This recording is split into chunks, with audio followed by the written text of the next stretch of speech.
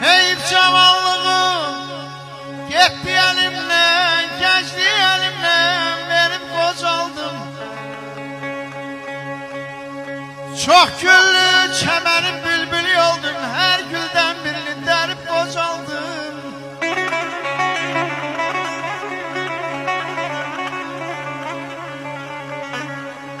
Ben de çok görmüşüm laleli çemen, beni aldatmadı her nazik beden.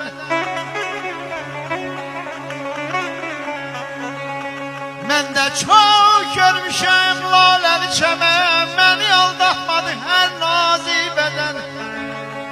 Ezelden dostluğun zeliliyem ben, ezelden dostluğun zeliliyem ben. Dost için sinemi gerip kocaldım.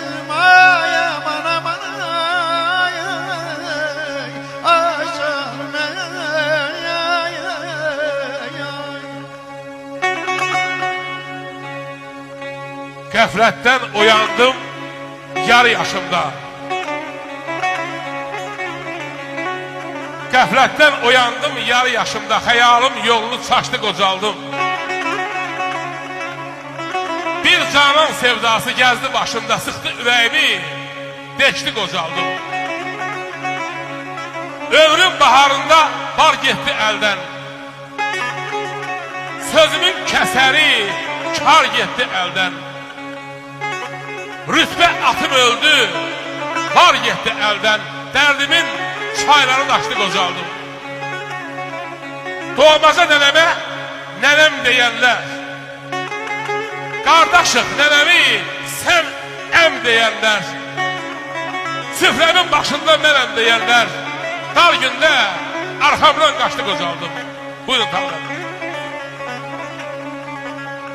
Xərclədim gənclik qara pul kimi, yerini bilmədən, əsirgəmədən.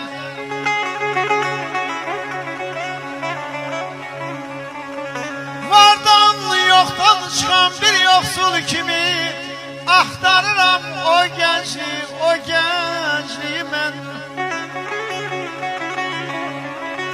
Kefdəmi nəşələr qucağında mı, getdi o gəncliyim, itdi gəncliyim.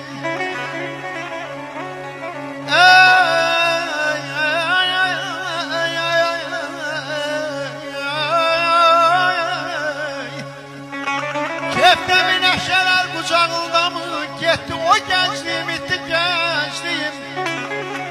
Gözəl bir xanımın dodağında mı, soy öpüş kimi qaldı gəncliyim.